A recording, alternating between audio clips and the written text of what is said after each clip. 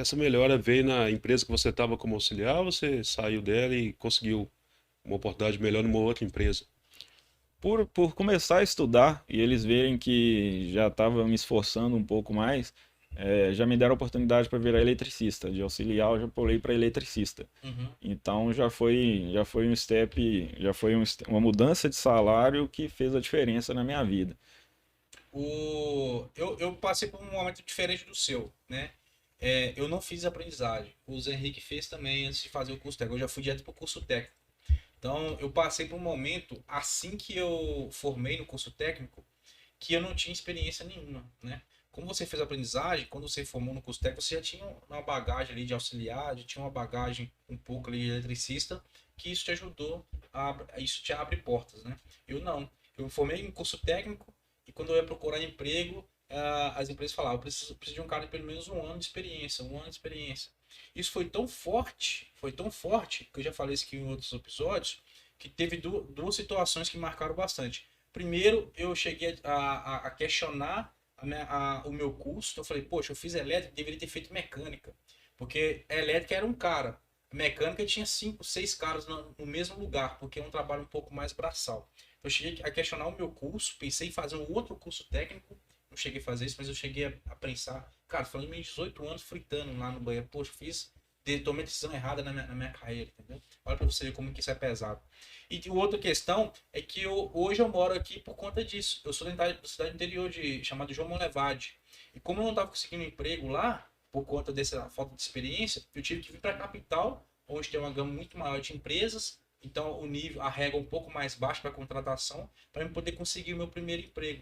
E estou aqui desde então, né? Tive períodos que eu morei em São Paulo, por conta de trabalho também, mas a grande parte eu morei por aqui por conta dessa questão de não ter tido essa oportunidade, não ter feito aprendizagem antes e ter começado como auxiliar depois, né?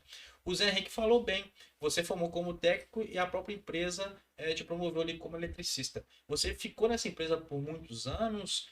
E como que você saiu dela? Você teve oportunidade de outro local? Aquela obra que você estava fazendo acabou e você teve que buscar novas oportunidades? Como que foi esse caminho? Depois que eu virei eletricista, também você precisa de dinheiro para poder conseguir conquistas na vida. Eu comecei a fazer também muito serviço por fora. Uhum. Fui na gráfica, mandei fazer um cartãozinho ali, na cara na coragem mesmo, saí distribuindo cartão para um monte de casa, né, alguns bairros, colocava na caixinha do correio. E isso também ajudava. Fazia serviços por fora no final de semana e tinha o curso e tinha o meu emprego durante de segunda a sexta.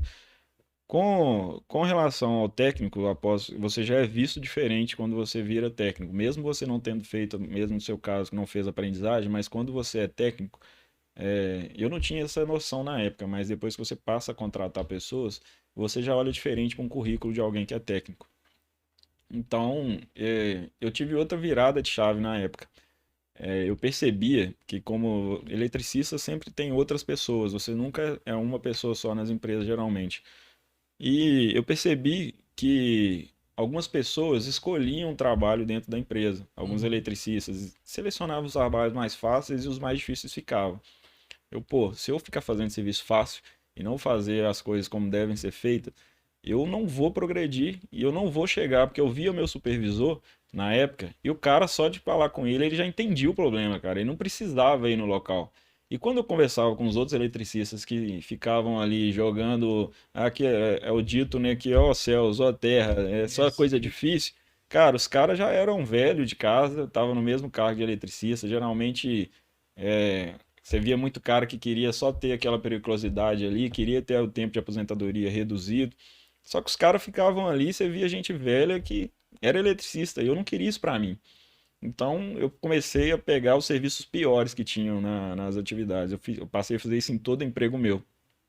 É, Comecei a resolver as coisas que estavam mais problemáticas, comecei a buscar estudar por conta própria, porque só o Senai não te dá a base para fazer trabalhar em qualquer dificuldade de É, problema, né? não dá, não dá. Você tem que começar a buscar coisas, você tem que buscar literatura, você tem que começar a buscar. Na época a internet não era fácil na mão, como você tinha, eu já cansei de. Eu já fui em alguns acervos da empresa buscar manuais técnicos.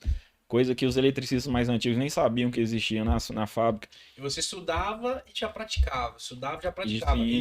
Isso olha como é que é a diferença. Tem até um caso engraçado sobre isso. Que quando eu era mais jovem, eu tinha um hábito muito forte lá na empresa que eu trabalhava, de certo dia a gente saía para jogar sinuca.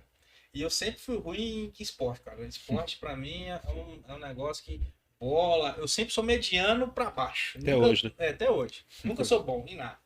Mal o jiu-jitsu ali que eu vi, cara, no jiu-jitsu eu sou bom, mas eu parei de lutar tem uns 6 anos já, desde que minha filha nasceu. E aí nós jogava sinuca, eu era ali mediano pra baixo, um dia pra lá, às vezes eu ganhava, às vezes eu perdia. Falei, cara, eu vou estudar sinuca, vou estudar sinuca. Comecei a ver vídeo no YouTube, como é que o cara se posicionava, como que o ângulo do braço fazia. E eu ficava vidrado vendo como que eu batia na bola, vidrado vendo sinuca. Eu estudava muito a teoria. Quando eu cheguei na prática, eu já falei com os caras, hoje ninguém ganha de mim. Hoje ninguém ganha. Cara, tudo que eu estudei, eu não conseguia executar nada.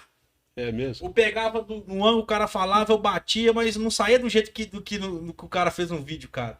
Se eu continuar, aí eu parei de estudar. Se eu continuasse estudando e fosse lá e praticasse, uma hora sairia exatamente do jeito que ele estava ensinando. Só que eu só fiquei no campo da teoria. Isso acontece com muita gente, né? Aí o cara fica ali o tempo todo ingerindo conteúdo, mas ele não pratica nada. O cara vê 20 episódios nossos aqui do podcast, mas o cara só vê, não pratica isso no dia a dia dele. Sabe o que vai acontecer? Não vai adiantar nada. Porque a teoria, se não acompanhar ela da prática, ela não vira resultado lá na ponta, né? E é isso que você enxergou de forma inconsciente lá atrás e começou a fazer. Eu estudava aqui e já executava lá na ponta. Estudava aqui e executava lá na ponta.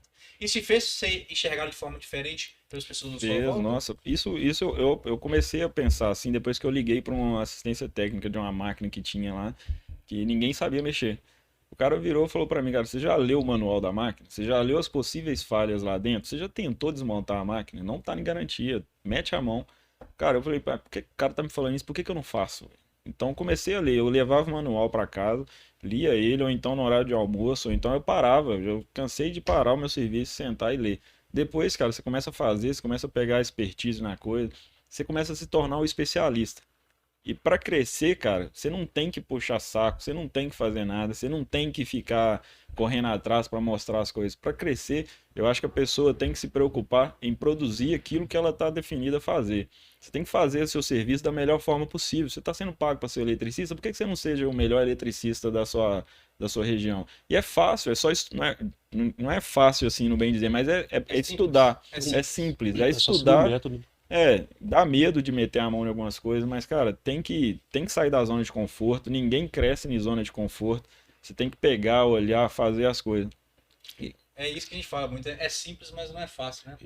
Eu falei muito isso já em outros podcasts. Eu vou repetir aqui de novo, acho que se encaixa bem.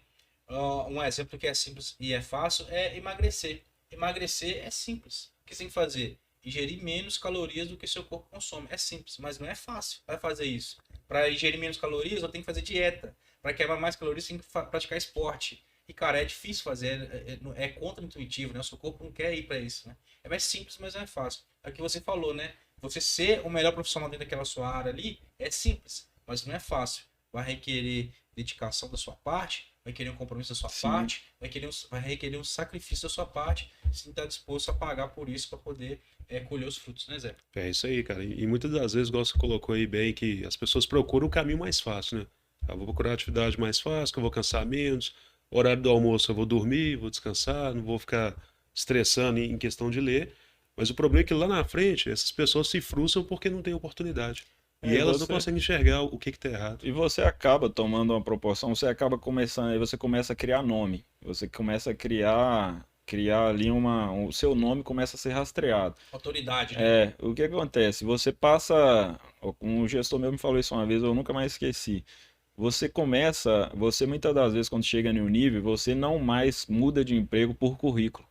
Você muda de emprego por quem te conhece e por algumas pessoas que mudam. Porque sempre você está trabalhando, alguém sai da sua empresa e vai para outro lugar. Foi assim que eu comecei a mudar. Eu estava nessa empresa, na primeira empresa que eu trabalhei, saí de auxiliar para eletricista. E um eletricista que me ajudou muito a trabalhar nisso, ele foi para uma empresa maior, foi para uma multinacional. Uhum.